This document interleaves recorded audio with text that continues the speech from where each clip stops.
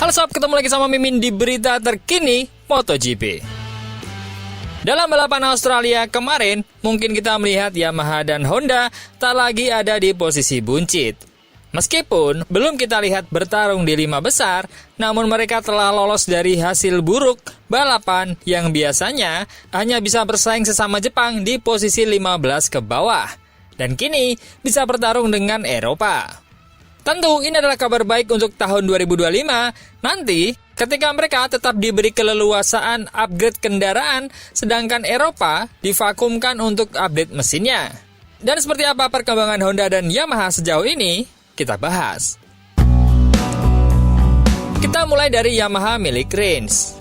Pembalap Yamaha ini menyoroti performa bagus merek Jepang di Phillip Island. Meskipun posisi ke-13 mungkin tidak tampak seperti dampak besar, Alex Rins secara emosional menyoroti 8 detik yang memisahkan Pecco Bagnaia dari Quartararo ketika mereka melewati garis finish.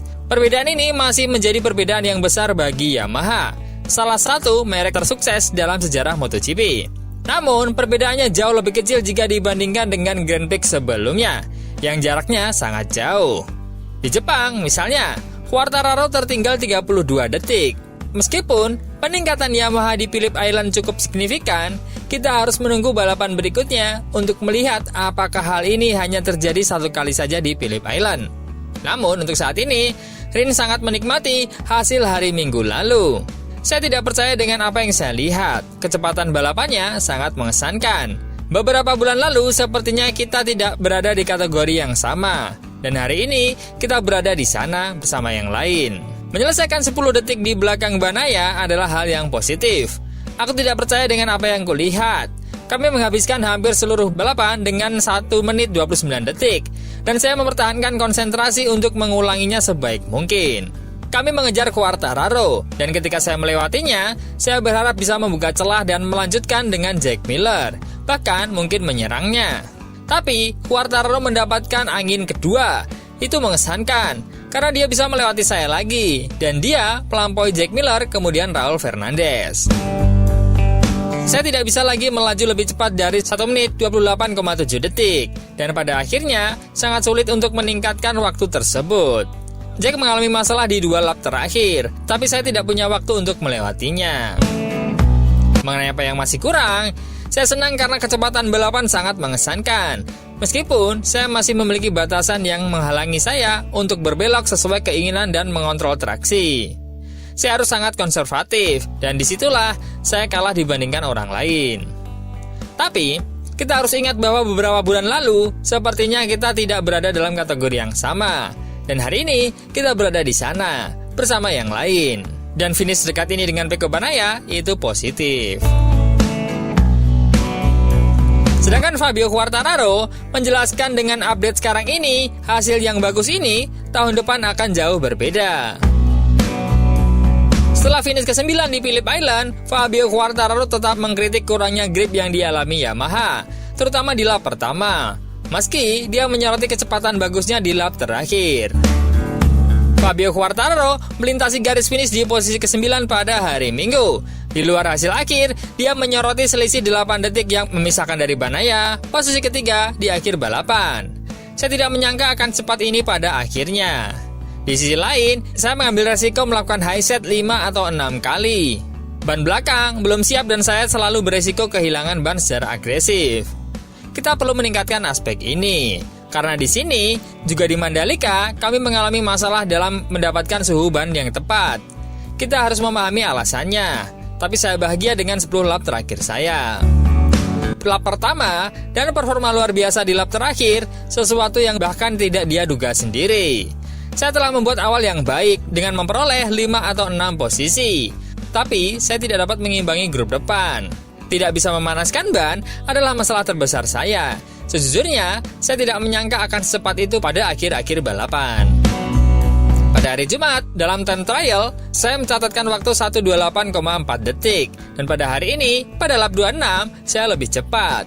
Saya pikir kita harus belajar sesuatu dari balapan ini. Nah, hal ini pun tak hanya terjadi di Yamaha. Honda juga merasakan hasil positif ini. Tentu, tahun depan akan menarik pastinya.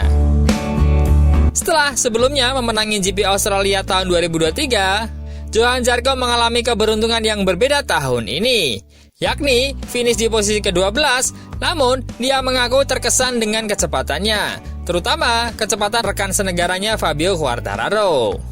Pembalap LCR Honda itu mengatakan kepada pers bahwa dia terkejut dengan kecepatannya seluruh balapan.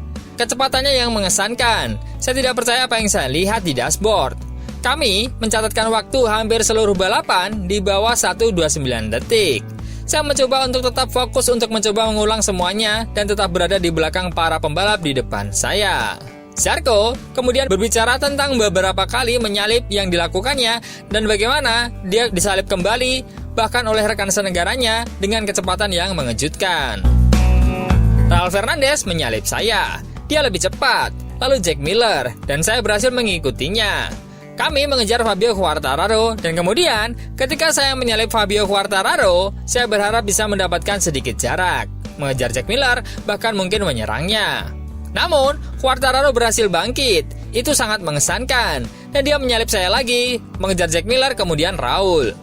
Pada akhirnya, Zarco menyesal tidak mampu mencapai titik dalam balapan yang memungkinkan dia menyalip pembalap tuan rumah di kategori tersebut. Saya tidak bisa melaju lebih cepat dari 1:28,7 detik di akhir balapan. Sangat sulit untuk melakukannya dengan lebih baik. Jack mengalami kesulitan di 2 lap terakhir, tapi saya tidak menemukan celah untuk menyalipnya. Sedangkan dari HRC, ada kabar baik mengenai motornya. Karena selain akhirnya bisa mengalahkan pabrikan Eropa, Honda melalui Luca Marini berhasil mengidentifikasi apa yang menjadi kekurangannya. Pembalap Italia itu mencatatkan lap tercepatnya yang dilakukan pembalap Honda, yaitu plus 0,6 detik pada lap kedua terakhir di Grand Prix Australia. Sebuah rekor yang disamai oleh Fabio Quartararo, Enea Bastianini dan juga Fabio Di Gia.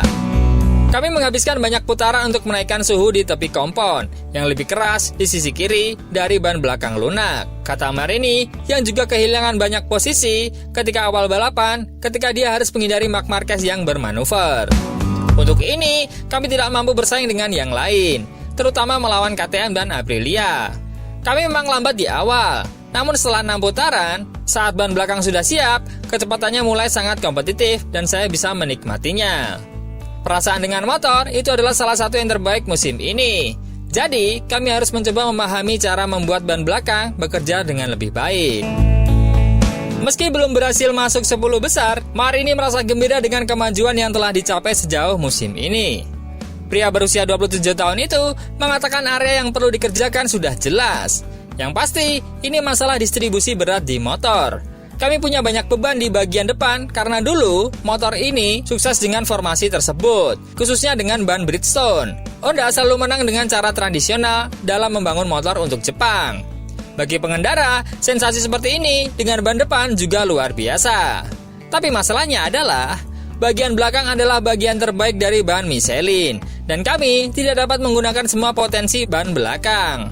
Yang pasti, target untuk tahun depan adalah mencoba mengubah sedikit distribusi bobot dan memberi beban lebih pada ban belakang, seperti yang dilakukan motor lain. Sementara Ducati terkenal dengan cengkeraman belakangnya. Marini berpikir, pabrikan lain bahkan lebih baik dalam menyalurkan panas untuk ban belakang.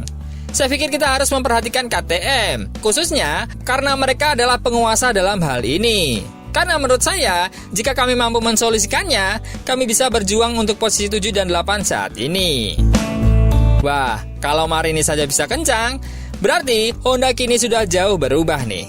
Bisakah Honda setidaknya akan bertarung di 5 besar tahun depan bersama Yamaha? Menurut teman-teman gimana? Coba komen.